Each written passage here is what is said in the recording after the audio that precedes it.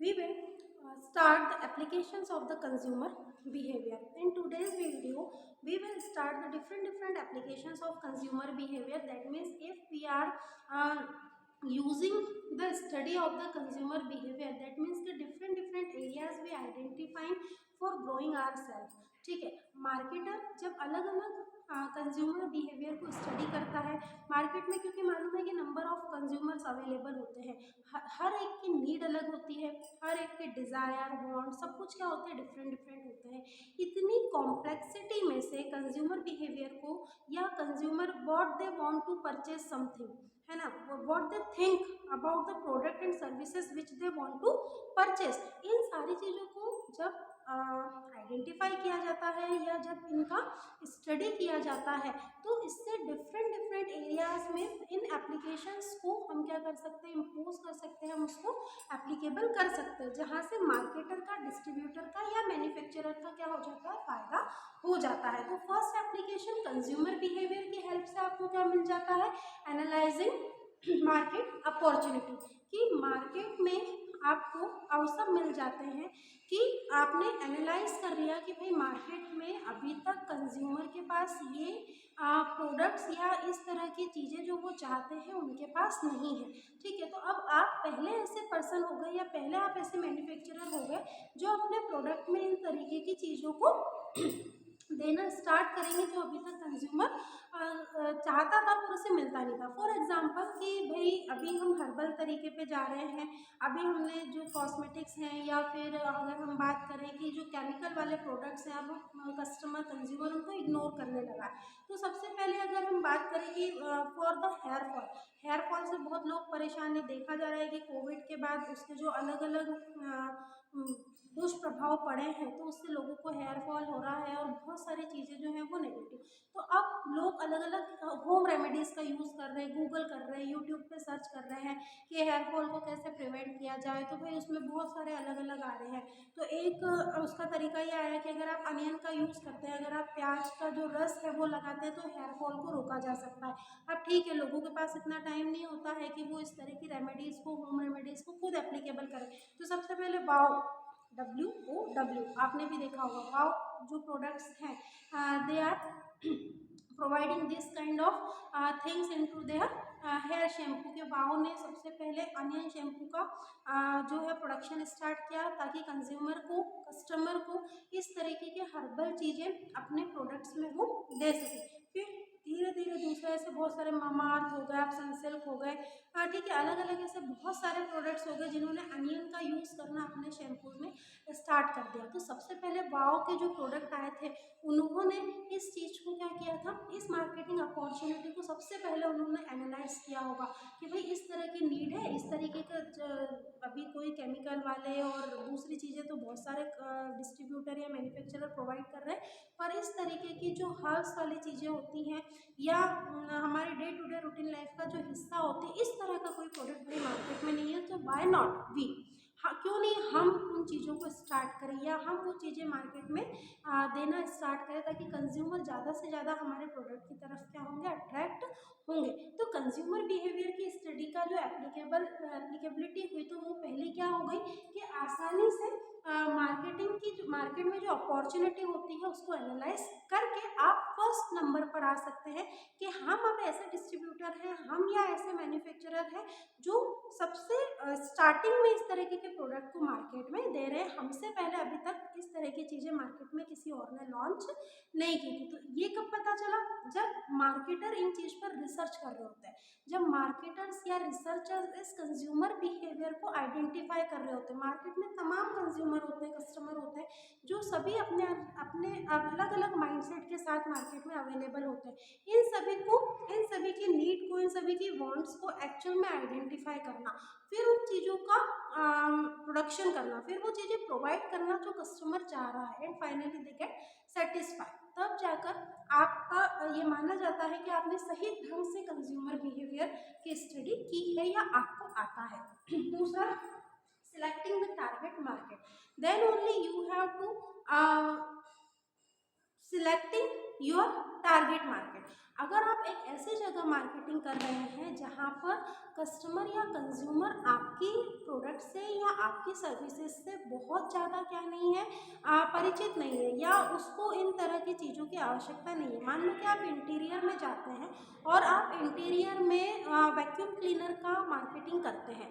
अब इंटीरियर के सबसे पहली बात तो है कि सभी लोग बहुत ज़्यादा फाइनेंशियली स्ट्रांग नहीं होते हैं कि वो उस वैक्यूम क्लीनर की उपयोगिता को समझेंगे।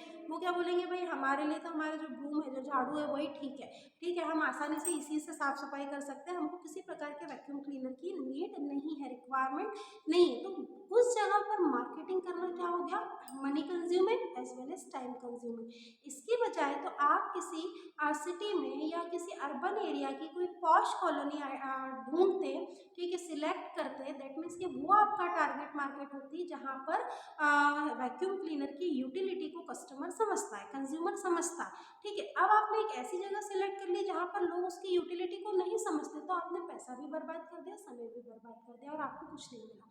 तो उसी तरीके से अगर आप आपका टारगेट मार्केट क्या कर लेते, सिलेक्ट कर लेते, अगर आपको पता है कि these are our target market, जैसे स्कूल के बाहर आपने देखा होगा कोचिंग के और होम ट्यूशन्स के और कॉलेजेस के और अलग अलग एडवर्टीजमेंट वॉल पर या बैनर के थ्रू या पैम्पलेट्स के थ्रू करवाए जाते हैं। तो उसके लिए जो टारगेट मार्केट है वो क्या है कि या टारगेट कस्टमर है वो कौन है, उस स्कूल में पढ़ने वाले स्टूडेंट्स, ठीक है, जहाँ पर लोगों को पेरेंट्स खड़े हैं लेने के लिए, देखते हुए उनकी नज़र हो सकता है कि वॉल पे पड़ जाए, वो कोई एडवर्टीजमेंट वहाँ पर जो वॉल पे लिखा हुआ है वो पढ़ ले, कोई वो बैनर पढ़ ले, ताकि उनको पता चल सके कि अच्छा इस तरह का भी कोई कोचिंग है, इस तरीके का भी कोई ट्यूशन है। तो ये उस एरिया का टारगेट मार्केट हो गया, ठीक है, या जो वो टारगेट कस्टमर हो गए जिनको एक्चुअल में वो टारगेट कर रहे हैं, या उससे उन्हें क्या हो सकता है, प्रॉफिट हो सकता है। तो उस टारगेट मार्केट को क्या करना, सिलेक्ट करना। अगर अननेसेसरी आप आपके मार्केटिंग ऐसी जगह पे कर रहे हैं जहाँ का कस्टमर कंज्यूमर उसकी यूटिलिटी को नहीं समझ रहा है, तो वो टोटली वेस्टेज ऑफ मनी है एज वेल एज टाइम। आप समय भी खराब कर रहे हैं, आप मनी भी खराब कर रहे हैं। तो if you know the consumer behaviour, अगर आप कंज्यूमर बिहेवियर जानते हैं, समझते हैं, उसकी स्टडी आपने किया हुआ है, तो आपको फिर क्या करना है, आपको टारगेट मार्केट को सिलेक्ट करना है और फिर आपको आपकी मार्केटिंग उसी मार्केट में करनी है जो आपने सिलेक्ट की हुई है, ठीक है, जिससे आपको ज़्यादा से ज़्यादा क्या होगा, प्रॉफिट होगा। तो कंज्यूमर बिहेवियर की जो अगली एप्लीकेबिलिटी है, एप्लीकेशन है, वो आप टारगेट मार्केट में यूज़ कर सकते हैं। Next application is marketing mix decision. Marketing mix decision की अगर हम बात करें तो if the customer is not satisfied from something, या कस्टमर किसी चीज़ से किसी चीज़ को चाह रहा है और वो उसे नहीं मिल पा रही है कंज्यूमर को, then only you can start the marketing mix decision. अब मार्केटिंग मिक्स में आप प्रोडक्ट ले सकते हैं, प्राइस ले सकते हैं, प्रमोशन एंड देन डिस्ट्रीब्यूशन। तो ये मार्केटिंग मिक्स का क्या हो जाएगा, आपका डिसीजन हो गया कि प्रोडक्ट है, प्राइस है, then only you have to promote it, place already you have select as a target market, then only you can start its distribution. फिर आपको उसका डिस्ट्रीब्यूशन क्या करना है, स्टार्ट करना है। तो ये आसान काम हो गया। अगर आपको पता चल गया ना कि भाई मार्केट में कंज्यूमर ये चाह रहा है, ये ढूंढ रहा है और उसे नहीं मिल पा रहा है, then again you can immediately start the production of those kind of things which the actually customer wants. तो जो हकीकत में कस्टमर चाह रहा है और उसे मार्केट में नहीं मिल पा रहा है, फिर देखिए आप किस तरीके से आपके प्रोडक्ट की डिमांड एकदम से मार्केट में बढ़ जाएगी। क्यों? क्योंकि अब आप वो देना स्टार्ट कर रहे हैं जो कंज्यूमर अभी तक ढूंढ रहा था पर उस प्रोडक्ट को या वो सर्विसेज उसे अभी तक नहीं मिल पा रही थी। तो that is for the marketing mix decision. फिर अगली एप्लीकेशन आती है आपकी use in social and non profit marketing. अगली कंज्यूमर बिहेवियर की एप्लीकेशन को आप कहाँ यूज कर सकते हैं, ऐसी जगहों पर जो कि सोशल हो और नॉन प्रॉफिट मार्केटिंग से भी रिलेट करती हो।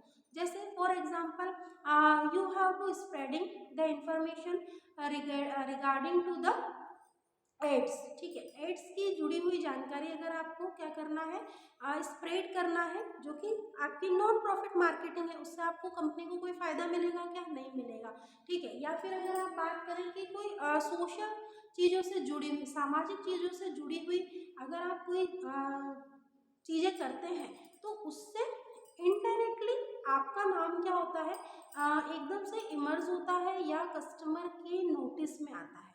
कि इस तरीके से सोशली या नॉन प्रॉफिट मार्केटिंग एक्टिविटीज से जुड़ने के कारण आप इनडायरेक्टली ही सही लेकिन लोगों की नज़रों में आ जाते हैं।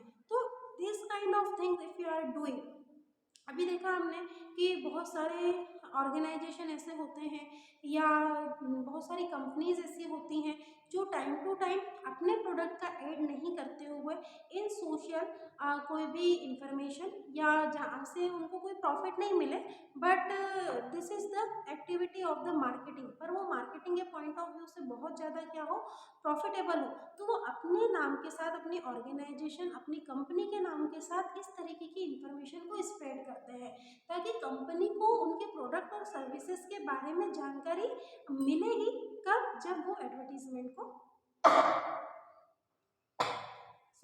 देखेंगे या समझेंगे उस दौरान। ठीक है, तो this is the use in the social and non marketing, sorry, non-profit marketing. So this is the applications of the consumer behavior. This topic is now completed. Thank you.